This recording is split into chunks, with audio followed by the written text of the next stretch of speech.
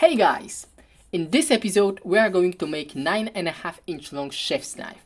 And if you are curious why that long, just because I can and nothing will stop me. So, this is a disc saw I've used a few times to make a knife. And honestly, I really like this steel. I've tested it and I know how to heat treat it. So, I don't see any reason why I shouldn't make another really nice looking chef's knife from this piece. However, those who watch my videos for a while knows that if I make a chef's knife, I always make a specific shape of the blade and the handle. This time, I'm going to make something different and I hope you will like this design. Since the Elfin Sword project, I've started to use aluminum more often, and not because I like it. It's too soft, heats up very fast, but cooling down slowly. It's terrible to polish, and the cutting is a nightmare. But it is light, and in case of 9.5 inch long blade used in kitchen, weight is something that you should be concerned of, especially if you want to make a useful knife. And just to be clear, I like making art knives, much more than the normal knife, but in this case, functionality is the main value.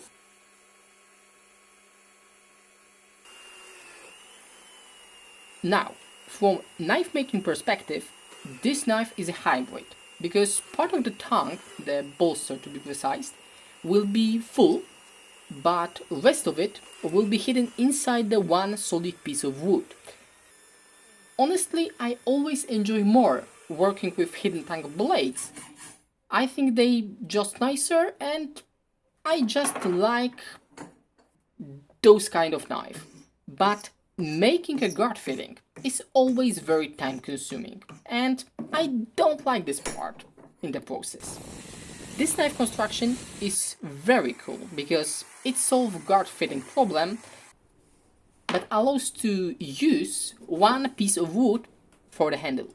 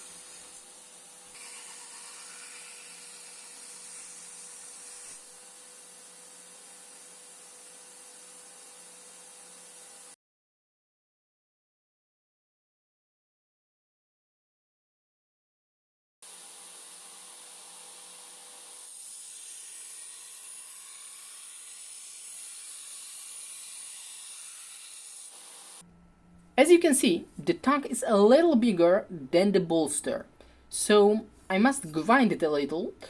It is very important to make it perfectly in line.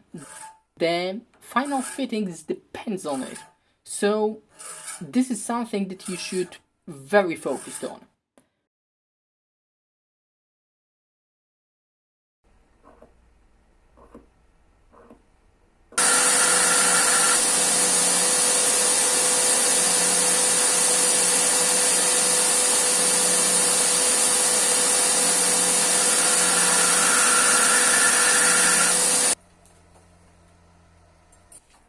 we got primary bevels and we are ready for the heat treatment. The blade needs to be normalized, so I make some normalizing cycle, and after that we can harden it. I didn't record the tempering process because it is just putting the blade into the oven, but it was baking for 2 hours in 200 degrees Celsius. Next, the final grinding, and usually I go to 400 grit using a belt grinder, but right now I'm out of belts, so we must stop at 240 and go with hand sanding. I hate it. And if you're a knife maker, just leave me the comment. We all love hand sanding. I want to know how many of you makes knives. If you are not a knife maker, and sometimes you're wondering why a knife which looks completely ordinary is very expensive, let me explain it to you. Straight connections between the parts are very easy to make. You just grind surface of both parts using belt grinder and you're basically done. A little more complicated are round connections, but if you have small wheel attachment and the radius of your line between the parts is the circle, it's still relatively easy. Next are the curves, like non-circle one. And the last one, and I would say the most hardcore, are the curves with straight sections. I didn't record the whole process, but it took me 2 hours to make a fitting that I can accept. It is still not perfect, but for $300 knife, it is okay.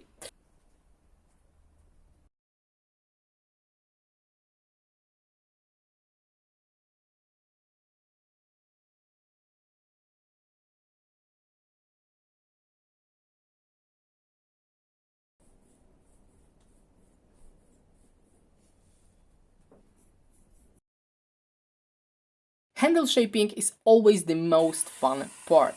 It's actually the most creative one, I think. Sometimes I don't have full view in my head how the handle should look like. I just start with some idea and develop it during the time. Or change it, like in this case.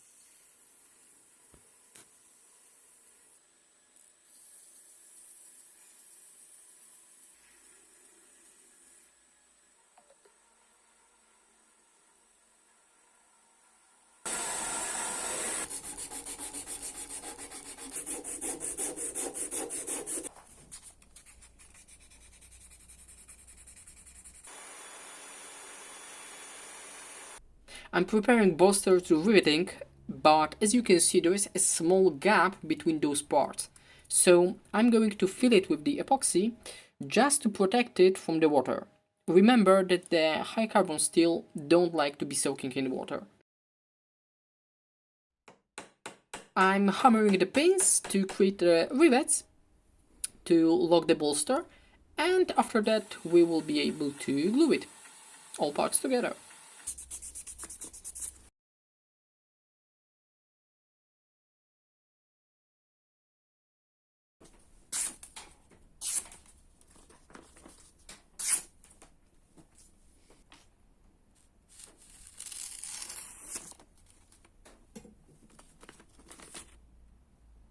Guys, knife is ready. It is also available on my website, so if you want to purchase it, just visit darkbladeknives.com. This is all. Have a great day. We see on the next episode, and if you want to support the channel, give it a thumbs up and share this video with your friends. Cheers, guys.